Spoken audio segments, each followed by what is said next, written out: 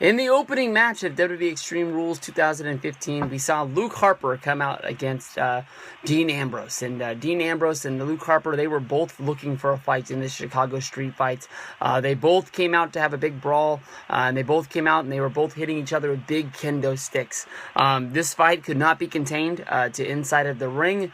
Basically, they fought all the way to the back of the ring, and this is where it gets really, really weird. I know that last year, you go back to shoot, what pay-per-view was that? It wasn't Night of Champions.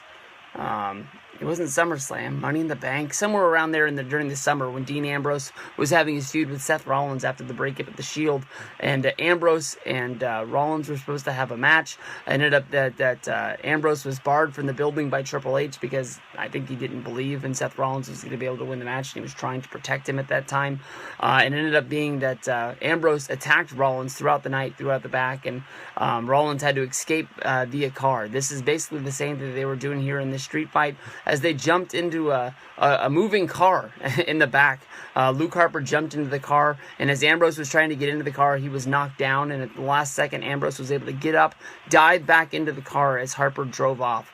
The referee just stood there. He didn't know what to do. I'm guessing more than likely this is the match is going to continue later on throughout the night. Somewhere that car has to stop, and they're going to continue their fight. I'm guessing they're trying to make this a real Chicago street fight. My memory right now is thinking of the WrestleMania match between the Hollywood Backlot Brawl, Goldust and Roddy Piper. Of course, everybody knows the backstory. That was actually supposed to take place in Miami with Razor Ramon going up against Goldust, but due to him leaving to go to WCW, it was switched.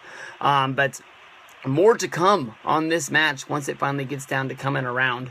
But Dean Ambrose versus Luke Harper, as of right now, there is no winner because the match hasn't finished yet. So, as I said, more to come. This pay-per-view, honestly, in my mind, is hitting on all cylinders right now. This is a very, very good show.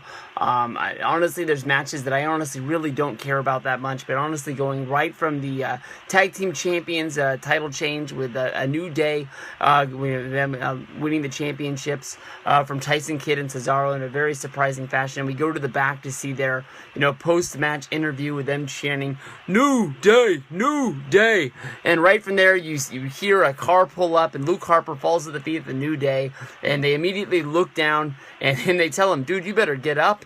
And there the camera pans over. Dean Ambrose is standing on top of the black Escalade that has just pulled into the arena. He dives off at the top, and the fight between Luke Harper and Dean Ambrose is back on. They fight throughout the back. They fight all the way up to the entrance ramp. They go through the gorilla position. Luke Harper thinks he's escaping Dean Ambrose as he goes around the side instead of coming down the stage.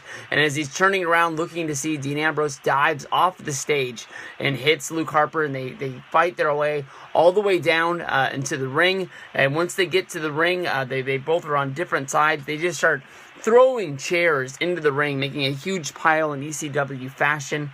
Once they get into the ring, the brawl continues to the point where finally Dean Ambrose gets buried under the chairs, and you think that Luke Harper is climbing up to the top rope drop, some sort of an elbow drop, and from there it's going to be all over, and it's going to get the win. From there, once Luke Harper finally reaches the top rope, Dean Ambrose comes alive, and he's able to make a reversal onto Luke Harper, jumping off of the top turnbuckle. From there, Dean Ambrose is able to hit the Dirty Deeds onto Luke Harper, and he's able to get the 1-2-3. This is going to be a win that honestly is really going to help out Dean Ambrose. He's a guy that really hasn't gotten a lot of wins on pay-per-view as of late, and you've been able to say that he really didn't win the feud against Seth Rollins. He really didn't win the feud against Bray Wyatt. He always comes out as this guy who's a fighting guy. If you go back to Hell in the Cell, people were thinking of this guy as becoming the next Stone Cold Steve Austin. Hopefully this is going to be the beginning of Dean Ambrose gaining some momentum. We see Rusev versus John Cena up next. Hopefully this is going to be the blow-off match from there. Definitely somebody needs to step up and have a match against Daniel Bryan, or step up and take that Intercontinental Championship once it's finally stripped from him.